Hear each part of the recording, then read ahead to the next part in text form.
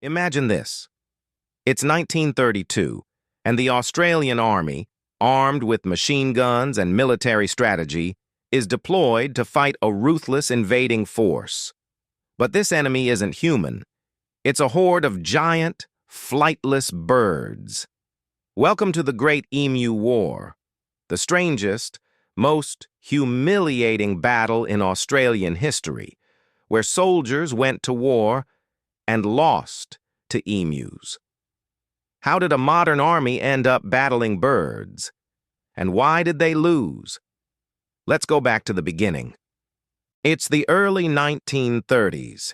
The world is deep in the Great Depression, and Australia is struggling too. In the Western Wheat Belt, farmers, many of them veterans from World War I, are trying to coax life from the dusty soil. Wheat is their lifeline, and the government promises them subsidies for their hard work. But that's when the real problem arrives, and it's not economic. Because just as the harvest begins, another army shows up, one with feathers, beaks, and an unstoppable appetite. Hundreds, then thousands, of emus pour into the farmland. And this invasion would change history. Every year, tens of thousands of emus migrate from the inland deserts toward the coast, searching for food and water. In 1932, after heavy rains, their route led them straight through the wheat farms of Western Australia. At first, it was just a few birds.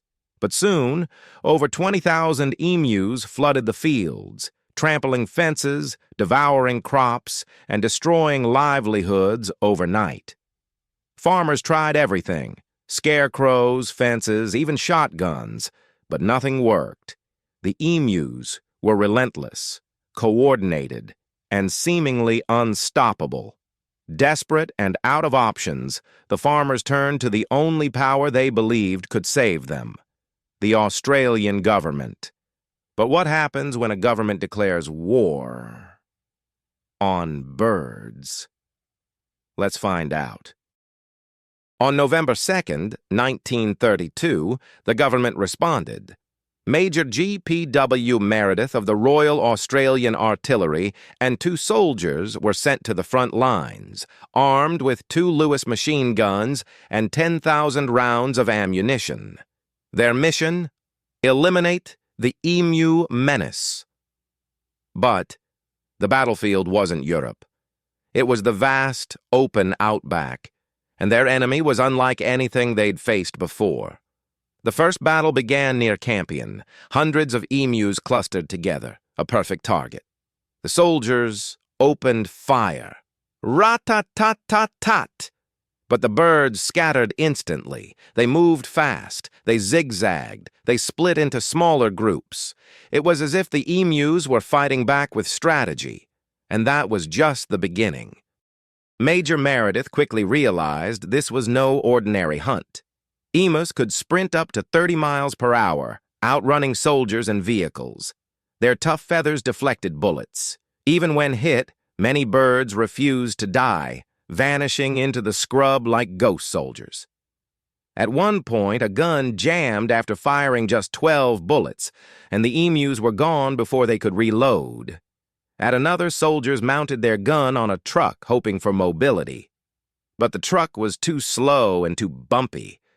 They couldn't aim. It was like trying to fight ghosts with a machine gun. And the emus? They seemed to taunt the humans. Small groups acted as decoys, drawing fire while others raided crops elsewhere. Farmers swore the birds had generals. But the worst part? Despite all the shooting, the emu numbers weren't shrinking. After a week, the soldiers had fired over 2,500 rounds and killed fewer than 200 emus. That's over 10 bullets per bird. The press seized on the story, mocking the campaign as the Great Emu War. Headlines read, "Emus remain unbeaten," and "Army loses ground to birds." Public opinion turned. Parliament was embarrassed, and on December 10, 1932, barely 6 weeks after it began, the operation was called off. Australia had lost a war to birds. But how did the country recover from such humiliation? And what became of those unstoppable emus? The emus, of course, remained. They continued to roam the outback, largely unbothered. Farmers eventually turned to building better fences and offering bounties, which proved far more effective than machine guns. Major Meredith, reflecting on the campaign, famously said, "If we had a military division with the bullet-carrying capacity of these birds, it would face any army in the world." Today, the Great Emu War stands as one of the strangest chapters in Australian history, a tale of humans versus nature, and nature's surprising resilience. But was this the strangest war ever fought? Not even close. The Great Emu War reminds us that nature often has the last laugh, and even the might of an army can be humbled by a flock of determined birds. But this wasn't the only time humanity waged war on the animal kingdom. In another bizarre chapter of history, an empire tried to wipe out a different species and lost again. Subscribe and join us in our next episode as we uncover the Sparrow War, a story even stranger than the Great Emu War itself. Thank you for watching, and see ya.